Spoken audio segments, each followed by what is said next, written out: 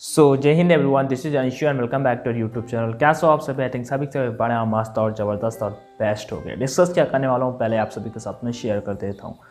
अभी हाल ही पे 4 से 5 ऐसे रिक्रूटमेंट निकले हैं जो आप डिफेंस एस्पिरेंट लाइक प्रिपरेशन करो, इंडियन एयरफोर्स, इंडियन नेवी, उनका रिक्रूटमेंट नहीं आ रहा है, कुछ पता नहीं एडमिनिस्ट्रेटिव रीजन्स की वजह से।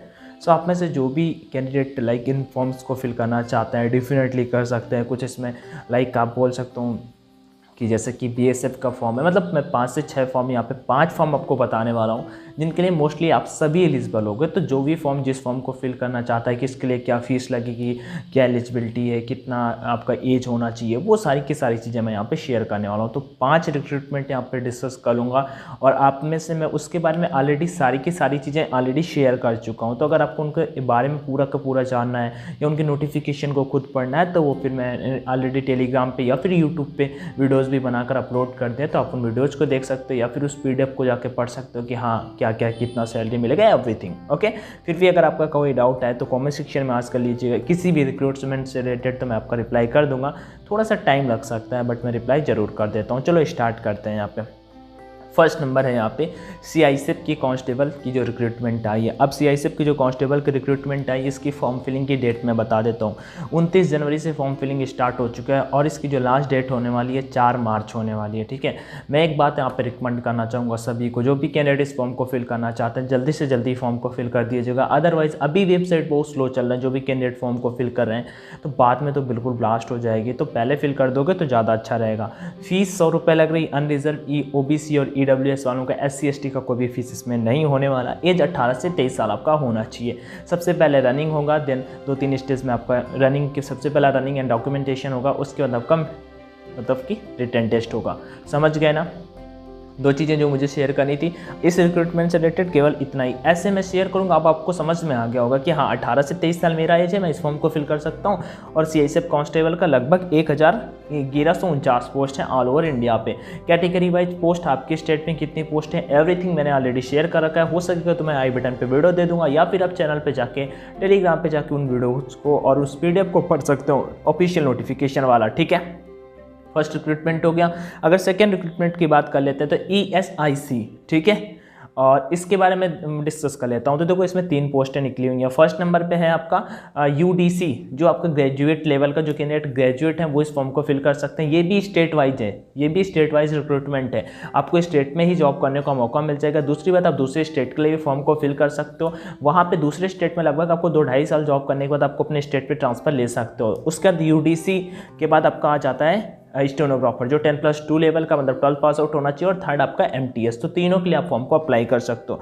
यहाँ पे आपका डाउट बन के आ रहा होगा कि फॉर्म फिलिंग की स्टार्टिंग डेट बता दो। तो 15 जनवरी से फॉर्म फिलिंग स्टार्ट था और 15 फरवरी इसका लास्ट डेट होने वाला है। अनरिजर्व OBC एंड EWS का जो फी लगने वाला है वो 500 रुपये लगने वाले हैं यहाँ पे। ठीक है, एज की अगर बात कर लेता हूँ तो 18 से 25 साल MTS के लिए और 18 से 27 साल आपका UDC के लिए आप फॉर्म को फिल कर सकते हो। मैं जितनी पोस्ट बताने वाला हूँ मेरे अकॉर्डिंग ये सबसे बेस्ट होने वाला है, मतलब क्योंकि आपको स्टेट में जॉब करने को मिल जाएगा। मेरी जानकारी में एक लोग हैं कानपुर पे ही हैं और वो स्टेट से ही हुए थे, UDC से हुए थे आज से काफ़ी साल पहले। तो उन्होंने, मतलब उनसे मैंने बात किया था तो कुछ ऐसा बता रहे भाई बेस्ट जॉब होता है। दूसरे स्टेट में भी होता है ना, तो आप 2 साल में ट्रांसफ़र होकर आपका अपने स्टेट में ही आ जाता है। तो ये बेस्ट होने वाला है। जो भी एलिजिबल हो आप इस फॉर्म को फिल कर दीजिएगा। 3 पोस्टें, मतलब 3 पोस्ट हैं, UDC, MTS और स्टेनोग्राफर। मैंने तीनों के बारे में बता दिया है आपको। अगर फुल देखना चाहते हो तो मैंने ऑलरेडी एक चैनल पे इस पे वीडियो भी अपलोड किया था, देख लीजिएगा, या फिर मैं आई बटन पे वीडियो का लिंक दे दूंगा या फिर आप टेलीग्राम चैनल पे देख सकते हो जाके। नंबर 3 जो अपनी होने वाली है BSF, बॉर्डर सिक्योरिटी फोर्स, इसके बारे में डिस्कस कर लेता हूँ। वैसे फॉर्म फिलिंग स्टार्ट हो चुका है लेकिन इसके लिए कैंडिडेट को सर्टिफिकेट भी चाहिए। तो सर्टिफिकेट आप इधर उधर से कहीं से भी बनवा सकते हो, लाइक बन जाता है। ठीक है, और उसके लिए, और जिनके पास है तो फिर तो कोई दिक्कत ही लेने का सीन नहीं। यहाँ पे 15 जनवरी से फॉर्म फिलिंग स्टार्ट हो चुका है और 28 फरवरी लास्ट डेट होने वाली है। अनरिजर्व OBC और EWS कैंडिडेट के लिए 100 रुपये फीस होगा और SC/ST के लिए यहाँ पे कोई भी फीस नहीं लगने वाली। अगर मिनिमम एज की बात कर लेते हैं 18 साल और मैक्सिमम एज की बात कर लेते हैं तो 23 साल आपका एज होने वाला है। फिर भी अगर इससे रिलेटेड कोई डाउट कमेंट सेक्शन में आज कर लीजिएगा। तीसरी पोस्ट हो गई। चौथी पोस्ट यहाँ पर डिस्कस कर लेते हैं SSC CHSL। अब देखो यहाँ पे एसएससी सीएचएसएल और एसएससी एमटीएस का भी नोटिफिकेशन आने वाला है बहुत जल्दी। आपने अगर एसएससी का कैलेंडर देखा होगा तो उसमें उन्होंने क्लियर मेंशन कर रखा है, और दिल्ली पुलिस का भी उन्होंने बोल रखा है कि वो जून मतलब जुलाई तक उनका पेपर मतलब नोटिफिकेशन आएगा जून जुलाई में, और पेपर सितंबर में कंडक्ट कराएंगे। तो उसे बोल के एसएससी सीएचएसएल का नोटिफिकेशन आउट हो चुका है, एमटीएस का बहुत जल्दी आपको नोटिफिकेशन देखने को मिल जाएगा। तो सीएचएसएल के बारे में मैं आपको थोड़ा सा शेयर कर देता हूँ। जैसे कि फॉर्म फिलिंग आपका स्टार्ट हो चुका है 2 फरवरी से, अगर लास्ट डेट की बात 1 फरवरी से और लास्ट डेट की बात कर लेते हैं तो 7 मार्च आपका लास्ट डेट होने वाला है। एज की बात कर लेते हैं तो 18 से 27 साल आपका एज होगा। फी आपका 100 रुपये लगने वाला है, अनरिजर्व ओबीसी एंड ईडब्ल्यूएस का, और आपका 12th पास आउट होना जरूरी है। तो ये आपका एसएससी सीएचएसएल का नोटिफिकेशन जिसके लिए आप सभी एलिजिबल हो। इससे रिलेटेड भी मैंने एक वीडियो बनाया था, अगर आप देखना चाहते हो तो आई बटन पर वीडियो का लिंक दे दूंगा, या फिर टेलीग्राम पे जाके आप देख सकते हो। ठीक है, आगे और आज की लास्ट रिक्रूटमेंट के बारे में शेयर कर देता हूँ। उससे पहले आप सभी को एक बात जरूर शेयर कर देता हूँ। आप सभी जो भी ऑनलाइन मॉक टेस्ट लगाना चाहते हो, डेफिनेटली परीक्षा ऐप एक एप्लीकेशन है जहाँ पे आपको ऑनलाइन मॉक टेस्ट लगाने को मिल जाता है। देखो होता क्या है, किसी भी गवर्नमेंट एग्जाम के लिए आप ऑनलाइन मॉक टेस्ट लगाते हो, होता क्या है सबसे बड़ी चीज़ आप कहीं पर भी लगाओ, मैंने परीक्षा का नाम बोला, आपको जहाँ बेस्ट लगे जरूर लगाना, लेकिन ऑफलाइन मत लगाना।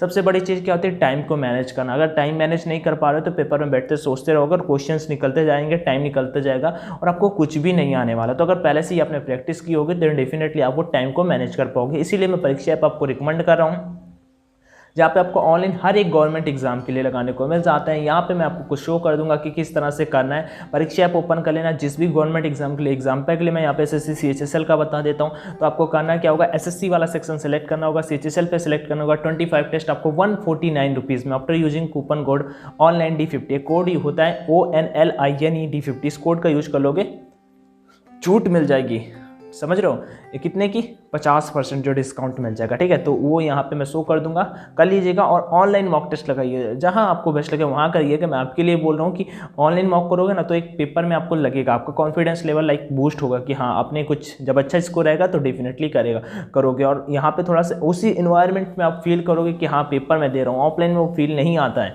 ठीक है, तो ये आपका हो जाता है। और लास्ट रिक्रूटमेंट आज का डिस्कस कर लेता हूँ। यूपी पुलिस पे वर्कशॉप और हेड ऑपरेटर का रिक्रूटमेंट निकला। तब यहाँ पे देखो ये 3-4 पार्ट में डिवाइड। इसका फॉर्म फिलिंग की स्टार्ट डेट बता देता हूँ, 20 जनवरी से फॉर्म फिलिंग स्टार्ट हुआ है और 28 फरवरी इसका लास्ट डेट होगा। अगर फी की बात कर लेते हो तो आप किसी भी कैटेगरी से हो, जनरल, ओबीसी, एससी, एसटी और किसी भी कैटेगरी से आपका 400 रुपये फॉर्म फीस लगेगा। आप एक से ज़्यादा फॉर्म को फिल करना चाहो तो कर सकते हो।